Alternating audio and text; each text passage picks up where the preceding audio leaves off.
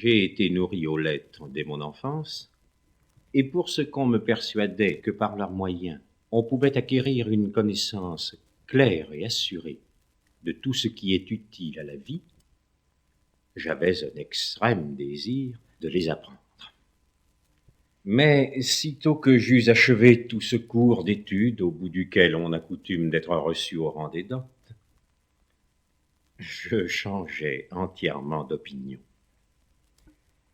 Car je me trouvais embarrassé de tant de doutes et d'erreurs qu'il me semblait n'avoir fait aucun profit en tâchant de m'instruire, sinon que j'avais découvert de plus en plus mon ignorance.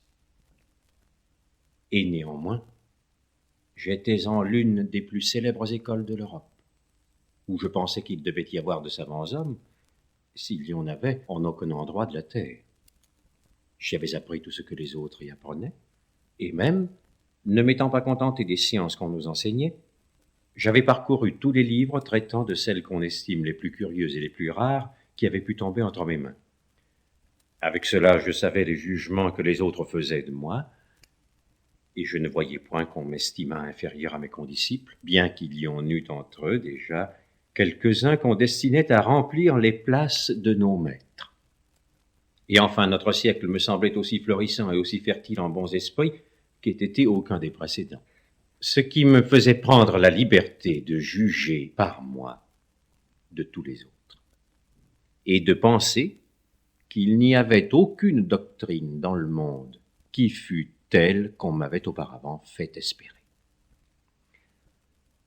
Je ne laissais pas toutefois d'estimer les exercices auxquels on s'occupe dans les écoles. Je savais que les langues que l'on y apprend sont nécessaires pour l'intelligence des livres anciens, que la gentillesse des fables réveille l'esprit, que les actions mémorables des histoires le relèvent, et qu'étant lues avec discrétion, elles aident à former le jugement, que la lecture de tous les bons livres est comme une conversation avec les honnêtes gens des siècles passés, qui en ont été les auteurs, et même une conversation étudiée, en laquelle ils ne nous découvrent que les meilleurs de leurs pensées.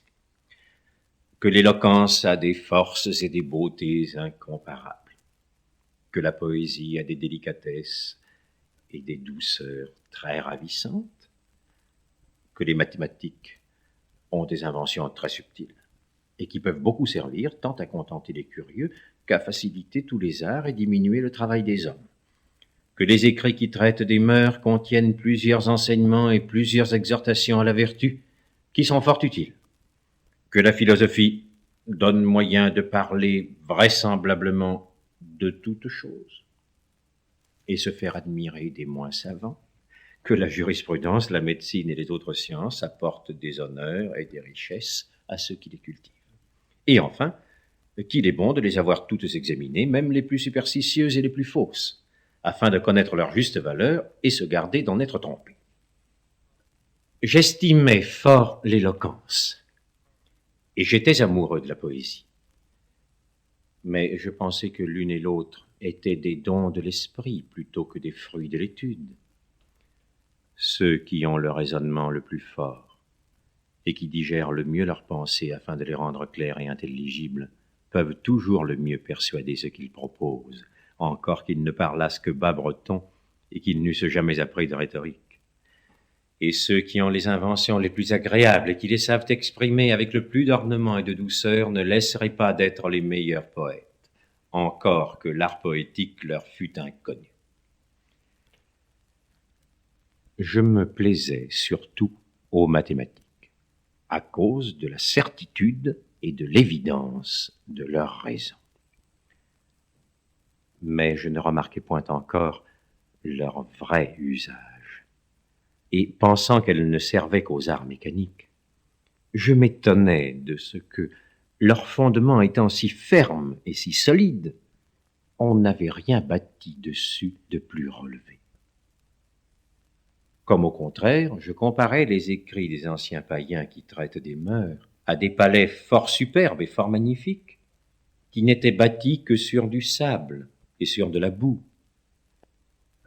Ils élèvent fort haut les vertus et les font paraître estimables par-dessus toutes les choses qui sont au monde.